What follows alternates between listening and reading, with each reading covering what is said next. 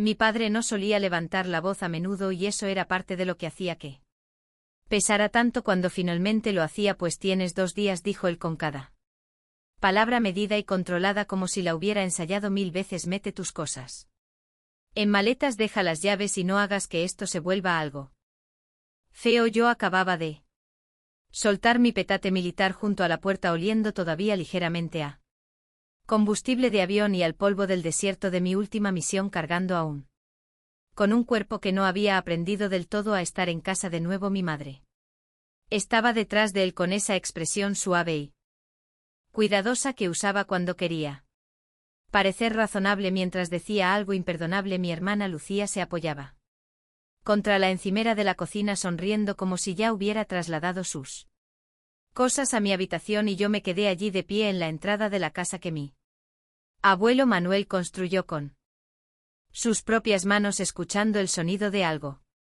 rompiéndose que nadie más en la habitación podía oír. No discutí, no hice preguntas, ni siquiera parpadeé de inmediato. Hay momentos en los que el entrenamiento militar toma el mando antes de que las emociones puedan alcanzarlo.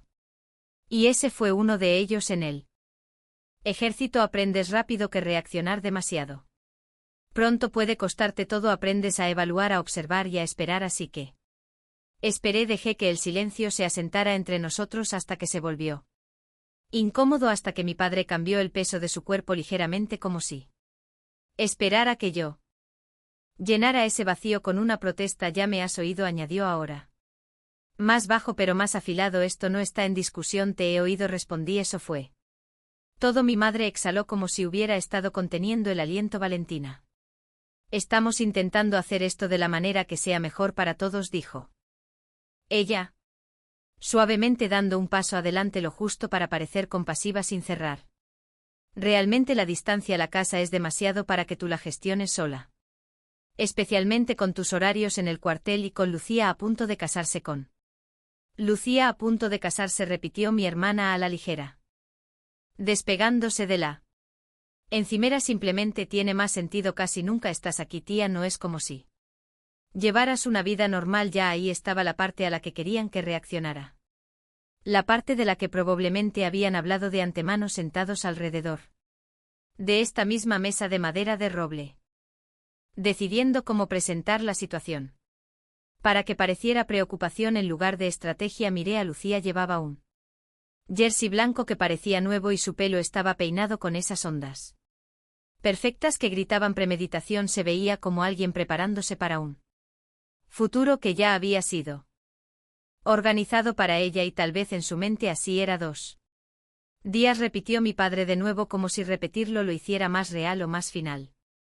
Asentí una vez. Está bien. La palabra aterrizó en la habitación de una manera que ninguno de ellos esperaba. El ceño de mi padre se tensó ligeramente. Mi madre parpadeó con su expresión vacilando por un segundo antes de suavizarla de nuevo.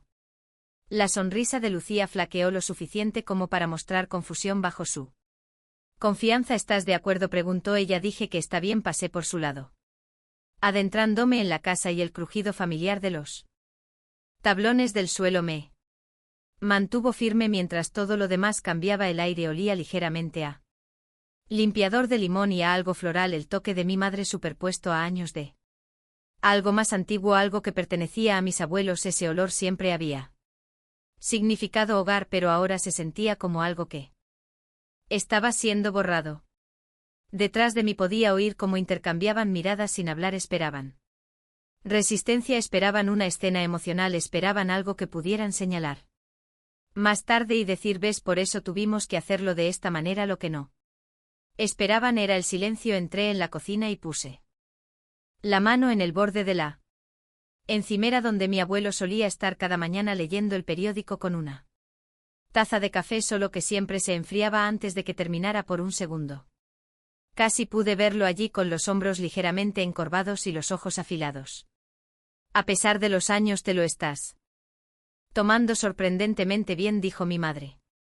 Detrás de mí no me di la vuelta de inmediato, dejé que mis dedos trazaran el borde desgastado de la madera, sintiendo las pequeñas muescas e imperfecciones que venían del tiempo y del uso de vivir. He tenido conversaciones peores, dije finalmente, y era Cierto, mi padre soltó un breve suspiro, algo entre la irritación y el alivio. Bien, dijo él, entonces mantengámoslo así, empaqueta lo que sea tuyo. Deja cualquier cosa que pertenezca a la casa, cualquier cosa que pertenezca a la casa, repetí, más para mí misma que para él, sí, dijo el muebles. Antigüedades.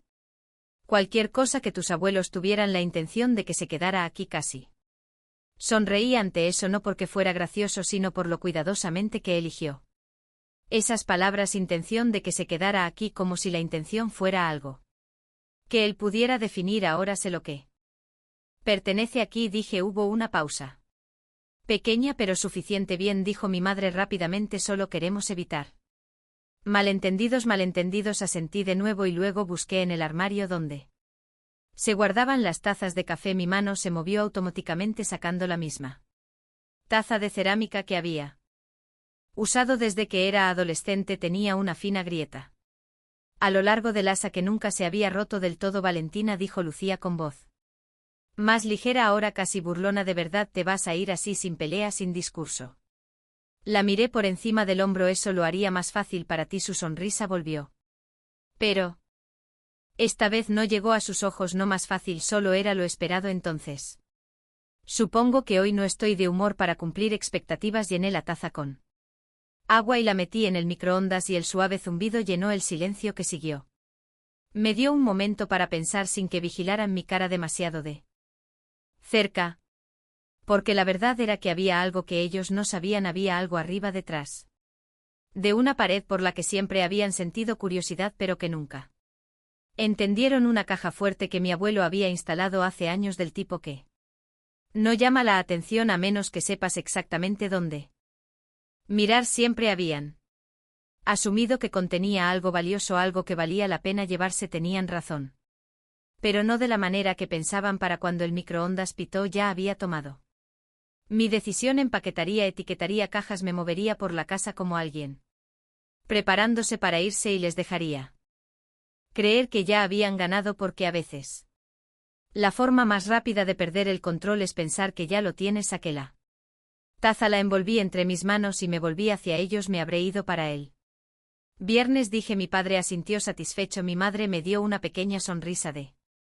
aprobación. Lucía parecía casi decepcionada. Detrás de todos ellos el pasillo se extendía hacia las escaleras que llevaban al segundo piso, hacia el despacho, hacia la caja fuerte. Y para cuando mi madre empezó a llamarme más tarde esa noche, con la voz tensa, preguntando si había encontrado dónde quedarme, si necesitaba ayuda o si podíamos hablar de esto como una familia, ya era demasiado tarde. Cuando me dieron esos 2 días creyeron que la historia ya estaba escrita. En su versión yo era la difícil, la distante, la hija que eligió una vida de uniformes y misiones internacionales en el extranjero en lugar de cenas familiares y rutinas predecibles. Les facilitaba las cosas de esa manera. Era más limpio si yo era la que se iba primero. Entonces lo que estaban haciendo ahora no parecería un abandono, parecería un ajuste, pero no fue así como sucedió. La verdad es que yo nunca dejé esta casa, no realmente, no en los aspectos que importan. Incluso cuando estaba destinada en el otro extremo del país o cuando estaba a medio mundo de distancia, siempre hubo una parte de mí anclada aquí en las paredes que mi abuelo pintó él mismo, en los tablones del porche que mi abuela solía barrer cada mañana antes de que saliera el sol por completo, en el ritmo tranquilo de un lugar que nunca necesitó demostrar su valor a nadie. Mi abuelo no era un hombre ruidoso, no daba discursos ni se repetía. Cuando hablaba solía ser, después de haber pensado algo a fondo, completamente el tipo de pensamiento que no necesita ser explicado porque ya ha sido decidido. El carácter aparece cuando es inconveniente, me dijo una vez hace años, cuando yo todavía intentaba descubrir qué tipo de oficial quería ser. No cuando es fácil ni cuando la gente está mirando, sino cuando te cuesta algo. En ese momento asentí como si lo entendiera. Pensé que lo hacía, pero no fue hasta mucho más tarde. Empezó poco a poco, como siempre ocurre. Mi abuela olvidando dónde había dejado las llaves, dejándose el fuego encendido, haciendo la misma pregunta 2 veces en el lapso de 5 minutos y luego riéndose como si no importara. Mis padres lo llamaron envejecimiento normal. Dijeron que todo el mundo pasa por una fase así, pero no sé. Quedó en algo pequeño. Yo estaba en mi segundo año de servicio activo cuando las llamadas empezaron a llegar con más frecuencia, no de mis padres sino de los vecinos de la farmacia de la calle de abajo, de la enfermera a domicilio que había sido contratada en silencio sin mucha discusión. Se ha vuelto a saltar la medicación, me dijo la enfermera una tarde mientras yo estaba sentada en una sala de reuniones intentando mantener mi atención en una pantalla llena de datos logísticos, y su abuelo está haciendo lo que puede pero no puede con todo. Recuerdo salir al pasillo presionando el teléfono contra mi oreja, sintiendo la distancia entre donde estaba y donde necesitaba estar como un peso físico. Yo me encargo, dije, y lo hice al principio. Fueron viajes de fin de semana, vuelos nocturnos, coches de alquiler, conducciones rápidas desde el aeropuerto directo a la casa. Aterrizaba, iba directo a la farmacia, reponía lo que faltaba, organizaba las pastillas en cajas etiquetadas, escribía instrucciones en letras grandes y claras y las pegaba en las puertas de los armarios. Luego se volvió más frecuente. Empecé a ajustar mis permisos en el ejército en torno a las citas médicas. Aprendí nombres de medicamentos que nunca había oído antes. Aprendí a leer informes de laboratorio, a hacer las preguntas correctas sin que pareciera que estaba entrando en pánico. Mi abuelo nunca me pidió que lo hiciera, nunca tuvo que hacerlo. No tienes que venir. Cada vez, me dijo una vez de pie en la cocina, mientras yo aclaraba los platos que habían estado demasiado tiempo en el fregadero. Lo sé, abuelo, respondí. Él me observó por un momento y luego asintió, como si entendiera algo que yo no había dicho en voz alta. Aún así, añadió en voz baja, eres la única que lo hace. Esa era la parte que nadie más veía. Mis padres tenían razones, siempre tenían razones. Había un viaje de negocios, una cena con un cliente, un evento benéfico que no podía perderse. Mi madre hablaba de esas cosas de la manera en que algunas personas hablan de emergencias urgentes inevitables, más importantes que cualquier cosa que sucediera silenciosamente en una casa junto al mar. Mi padre era peor, de una manera diferente. No fingía no verlo. Simplemente elegía no involucrarse. No podemos dejarlo todo cada vez que pasa algo pequeño, dijo una vez cuando lo llamé para decirle que mi abuela se había salido fuera y se había perdido durante casi una hora antes de que un vecino la trajera de vuelta. Estás exagerando, perderse no es algo pequeño, dije. Lo es si ha vuelto, respondió él. Nos ocuparemos de ello cuando se vuelva serio. No respondí de inmediato porque no sabía cómo explicar algo que él ya había decidido no entender. Ya era serio. Lucía, por otro lado, trataba toda la situación como un inconveniente que interrumpía sus planes. Venía una vez, tal vez dos, durante esos primeros meses. Traía flores, se hacía fotos en el jardín, publicaba una en Instagram con una frase sobre valorar el tiempo con la familia y se iba antes de la cena porque tenía reservas en un restaurante de moda en la ciudad. Recuerdo estar en el fregadero ese día mirándola a través de la ventana mientras se reía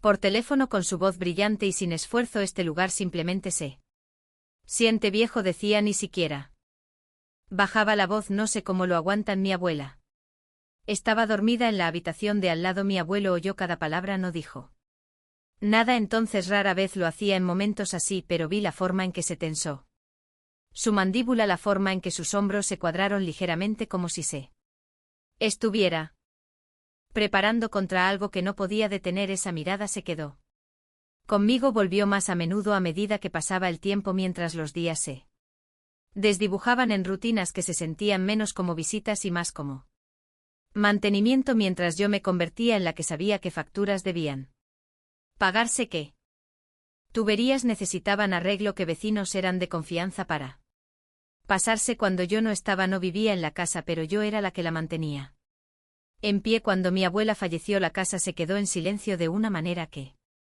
se sintió permanente, no vacía, simplemente diferente, como si algo esencial se hubiera desplazado y no pudiera volver a ponerse como estaba. Mi abuelo cambió.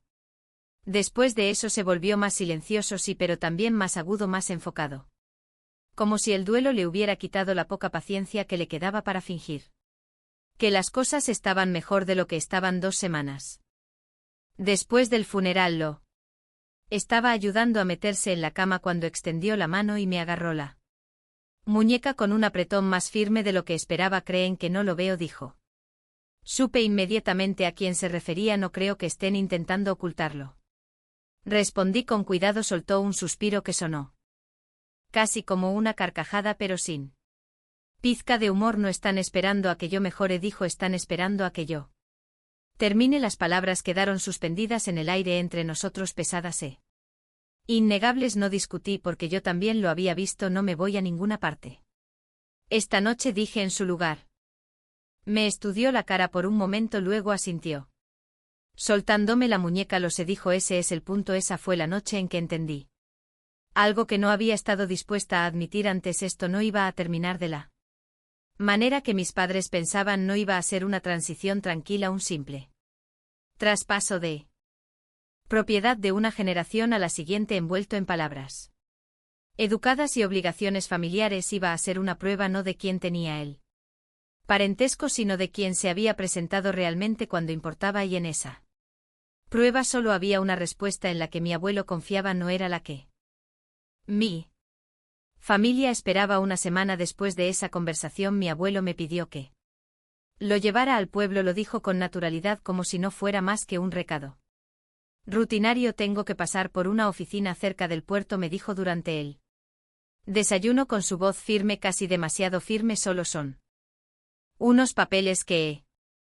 estado posponiendo. No hice preguntas, no porque no tuviera curiosidad, sino porque había aprendido durante el último año que cuando él elegía explicar algo lo hacía, y cuando no era, generalmente porque no estaba listo para que nadie más opinara. Todavía el trayecto fue tranquilo, el tipo de silencio que no era incómodo sino concentrado. La carretera serpenteaba junto al agua con la luz de la tarde reflejándose en la superficie de una manera que hacía que todo pareciera más suave de lo que realmente era. Nos detuvimos frente a un pequeño edificio de ladrillo con una placa de latón junto a la puerta, sin carteles llamativos ni ventanales enormes, solo un nombre: Ricardo Asensio, abogado de sucesiones y notaría. Dentro la oficina olía ligeramente a papel y café, el tipo de lugar donde el tiempo se movía más lento, donde las conversaciones no se apresuraban porque no debían serlo. Esperaré aquí fuera, dije señalando la fila de sillas junto a la pared. Mi abuelo negó con la cabeza. No, dijo, tú entras conmigo. Ese fue el momento en que entendí que esto no era rutina. Don Ricardo era mayor, quizá de unos 60 y largos, con el tipo de postura que sugería que había pasado décadas escuchando más que hablando. Se levantó cuando entramos, estrechó la mano de mi abuelo y luego se volvió hacia mí con una breve mirada evaluadora, que se demoró lo suficiente como para registrar algo antes de asentar. Así que esta es Valentina, dijo. Sí, respondió mi abuelo, esta es de la que le hablé. Había algo en la forma en que lo dijo, ni orgulloso ni emocional, simplemente seguro. Nos sentamos. La conversación que siguió no se movió rápido, no estaba destinada a ello. Ricardo repasó documentos, plazos, opciones, hizo preguntas precisas, escuchó las respuestas sin interrumpir y luego anotó cosas con una caligrafía limpia y deliberada. Al principio me quedé callada, absorbiendo lo que podía, atando cabos a medida que se desarrollaban. Años antes mis abuelos habían redactado un testamento, uno sencillo. La casa y la mayor parte del patrimonio debían pasar a mi padre, bajo el supuesto de que las cosas seguirían un camino predecible, que la familia se comportaría como una familia. Ese supuesto había cambiado. Las circunstancias evolucionan, dijo Ricardo con calma, deslizando un documento sobre el escritorio, y a veces también lo hace la necesidad de protección. Protección. Esa palabra aterrizó de manera diferente a cualquier otra cosa que hubiera dicho hasta ahora. Mi abuelo se reclinó ligeramente en su silla con los ojos fijos. No en el papel, sino en mí. No estoy haciendo esto para recompensarte, dijo. Quiero que eso quede claro. No pensaba que lo hicieras, respondí. Él asintió una vez satisfecho. Se trata de asegurarse de que lo que importa no termine en las manos equivocadas, continuó, y de asegurarse de que la persona que entiende eso sea la que tenga el control. Ricardo golpeó el documento ligeramente. Un fideicomiso irrevocable, explicó. Una vez establecido, no es fácil de impugnar. Coloca La propiedad bajo una estructura que requiere supervisión, documentación y una autoridad clara, y esa autoridad sería, pregunté aunque ya sabía la respuesta. Usted, dijo Ricardo, simplemente la palabra quedó allí por un segundo más pesada. De lo que debería haber sido usted sería nombrada única administradora, continuó. Eso significa que usted controla cómo se mantiene la propiedad, si se vende y bajo qué condiciones. También significa que cualquier persona que quiera acceso tendría que pasar por usted legalmente. Miré a mi abuelo. ¿Van a pelear por esto? Podrían hacerlo, dijo Ricardo, pero la estructura en sí hace que eso sea difícil y la documentación que estamos preparando. Hizo una pausa eligiendo sus palabras. Con cuidado hará que sus argumentos sean más débiles de lo que creen. Mi abuelo no miró a Ricardo cuando volvió a hablar. Ellos ya decidieron lo que esta casa significa para ellos, dijo. Yo solo me estoy asegurando de que no lleguen a decidir en qué se convierte. Ahí estaba. No era ira ni venganza, era claridad. Firmé donde Ricardo me dijo que firmara. Observé cómo el notario sellaba cada página con una finalidad que se sentía a la vez silenciosa y absoluta. El sonido del sello, nítido y preciso, resonó en la habitación como una decisión quedando bloqueada en su lugar. En el viaje de vuelta mi abuelo volvió a estar callado. Pero era un silencio diferente, no el pesado de antes, sino uno más ligero. Aliviado. Te odiarán por esto, dije en un momento dado mirando la carretera. ¿Odiarán?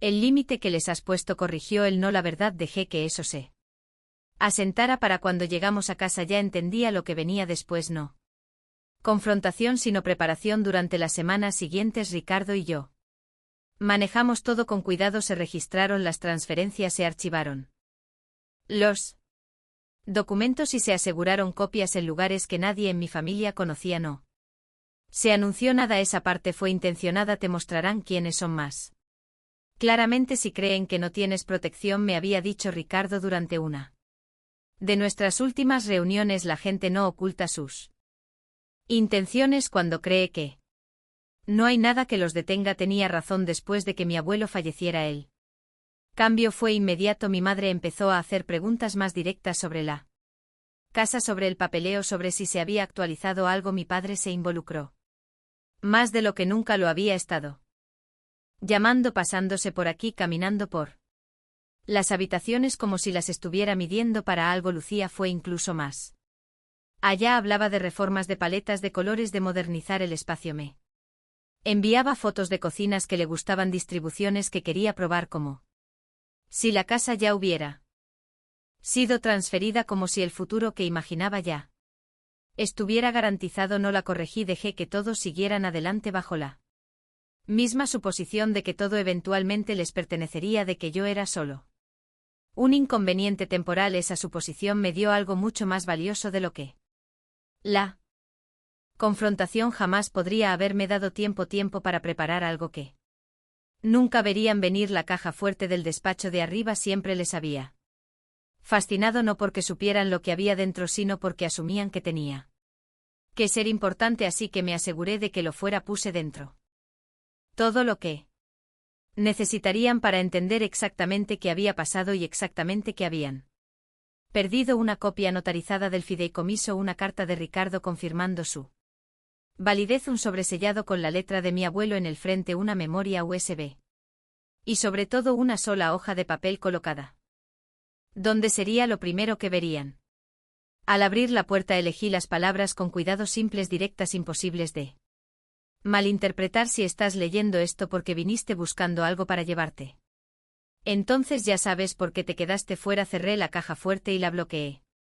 Luego esperé, así que cuando mi padre se puso de pie en la cocina y me dijo que tenía 2 días para irme, no discutí porque la fecha límite no era mía, era de ellos. El viernes llegó más frío que el resto de la semana, el tipo de tarde gris que hacía que el agua más allá de los árboles se viera plana y metálica. La casa se sentía diferente ese día, no tensa exactamente, sino más bien como si estuviera esperando. Cada habitación contenía la misma quietud, el mismo silencio que se asienta antes de que ocurra algo irreversible. Yo había empaquetado lo suficiente para que fuera creíble. Cajas etiquetadas con marcador negro, libros, ropa de Invierno cocina una maleta cerca de la puerta, algunos espacios vacíos en las estanterías donde solían estar las cosas, cualquiera que pasara vería exactamente lo que esperaba ver a una mujer preparándose para irse. Lo que no verían era todo lo que no se había movido. Lo que no verían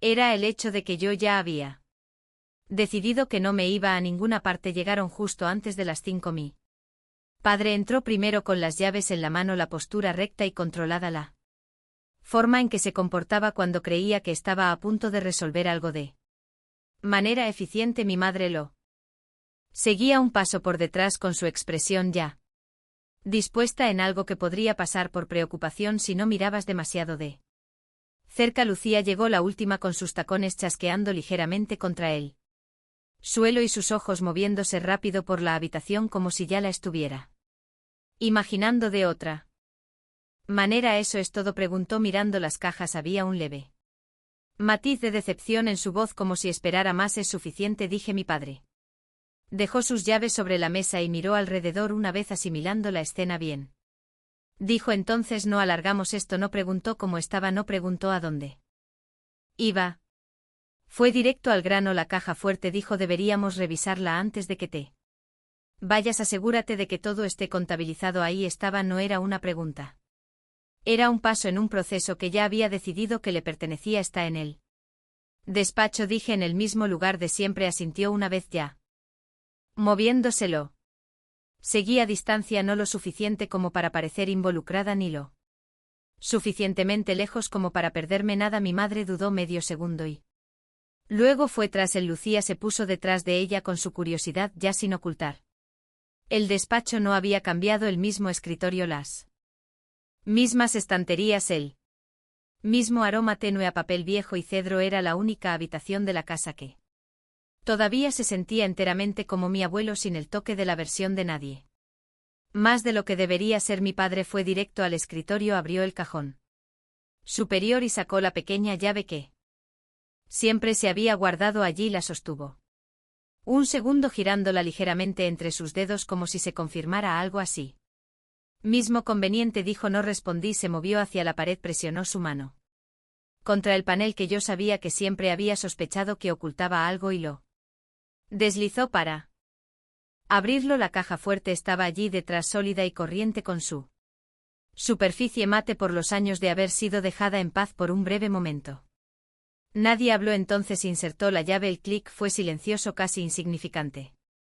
Pero fue el sonido que todo lo demás había estado esperando. Abrió la puerta. Al principio no pasó nada. Se quedó mirando el interior con su postura sin cambios y su expresión ilegible desde donde yo estaba. Mi madre se acercó con sus tacones sonando más suaves ahora contra la alfombra. ¿Qué es?, preguntó con la voz más baja que antes. Él no respondió. Metió la mano y sacó la hoja de papel de arriba. Vi sus ojos moverse por la línea. Vi el momento en que lo procesó. No fue dramático, no hubo un movimiento repentino ni una inhalación brusca, solo un cambio sutil del tipo que solo notas si estás mirando. La tensión de su mandíbula, la inmovilidad que siguió. Mi madre dio un paso más. Que dice?, insistió ella. Él se la entregó sin hablar. Ella leyó rápido al principio, luego más despacio, luego otra vez, como si esperara que las palabras se reorganizaran en algo más aceptable. Lucía se inclinó detrás de ella con la impaciencia reemplazando a la curiosidad. ¿Puedo ver eso?, preguntó, extendiendo la mano por delante de su madre para agarrar el documento. ¿Qué es esto?, exigió con la voz más aguda. ¿Ahora qué significa siquiera? Irrevocable. Se detuvo a mitad de la frase. Por primera vez desde que llegaron la habitación se quedó en completo silencio, no el tipo de silencio que viene de la gente que elige no hablar, sino el que ocurre cuando nadie sabe qué decir. Mi padre volvió a meter la mano en la caja fuerte y sacó el sobre con la letra D. Mi abuelo lo abrió con más brusquedad de la que pretendía. El papel se rasgó ligeramente por el borde. Lo leyó sin mover los ojos, escaneando rápido y luego, frenando la mano de mi madre, tembló ligeramente donde sostenía los documentos. Esto no puede estar bien, dijo él. Él no haría esto sin decirnos nada. Sí. ¿Qué os lo dijo?, dije en voz baja. Todos se giraron a la vez, no porque hubiera levantado la voz, sino porque no había necesitado hacerlo. Lucía negó con la Cabeza ya refugiándose en la negación. No, esto es manipulación tú. Estabas aquí, tú fuiste la que manejó todo, podrías haber terminado. Ese pensamiento, dije ella, no lo hizo mi padre, no me había mirado, todavía seguía leyendo, seguía buscando como si pudiera haber una frase enterrada en algún lugar de las páginas que deshiciera todo lo que acababa de aprender. No la había. Mi madre encontró la memoria USB después. ¿Qué es esto?, preguntó con la voz más débil. Ahora reprodúcelo, dije. Ella dudó por un segundo, pensé que podría negarse luego. Cruzó la habitación, insertó la memoria en el portátil que estaba sobre el escritorio y pinchó en el archivo. El audio comenzó con un suave estática. Luego la voz de mi abuelo llenó la habitación, más vieja, más débil de lo que había sido años atrás, pero clara, firme, segura. Estoy haciendo esta grabación porque quiero que no haya confusión sobre mis decisiones, dijo. Estoy en mi sano juicio, entiendo exactamente lo que estoy haciendo. Mi madre cerró los ojos. Lucía dio un paso atrás. Mi padre finalmente me miró, no con ira todavía, no, sino con algo más cercano a la incredulidad. Dijo que intentaríais discutir.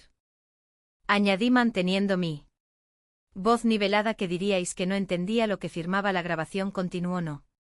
Estoy confundido, dijo la voz de mi abuelo. No estoy siendo presionado, estoy protegiendo lo que importa de las personas que solo lo ven como algo para llevarse. Las palabras se asentaron en la habitación con un peso contra el que ninguno de ellos podía empujar. Elegí a la que se presentó. Terminó él. Nadie habló. Cuando terminó el audio, mi madre se giró lentamente con su compostura desaparecida, reemplazada ahora por algo crudo. Valentina, dijo con la voz quebrándose en los bordes. ¿Qué has hecho?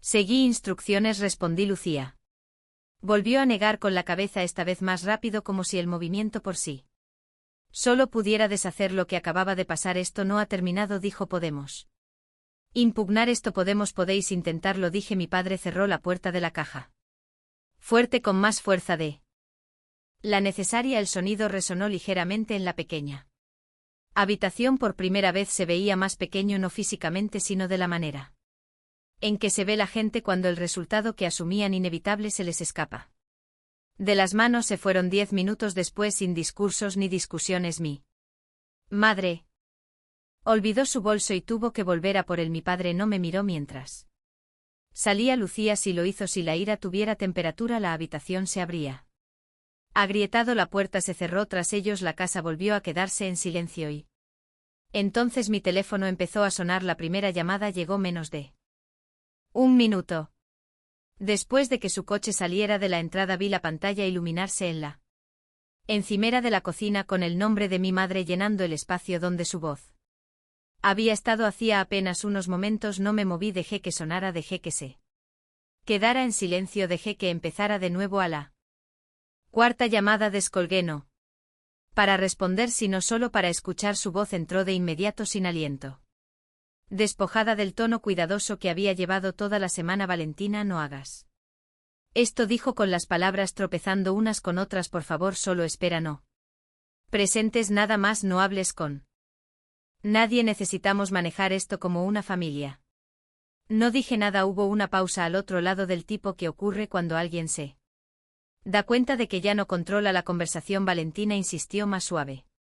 Ahora estás ahí. Colgué la llamada. El teléfono volvió a sonar a los pocos segundos. Luego otra vez y otra vez. 30 minutos, eso es lo que duró. Las llamadas apilándose una encima de otra, con mensajes siguiendo entre medias. Primero urgentes, luego controlados, luego urgentes de nuevo. Devuélveme la llamada.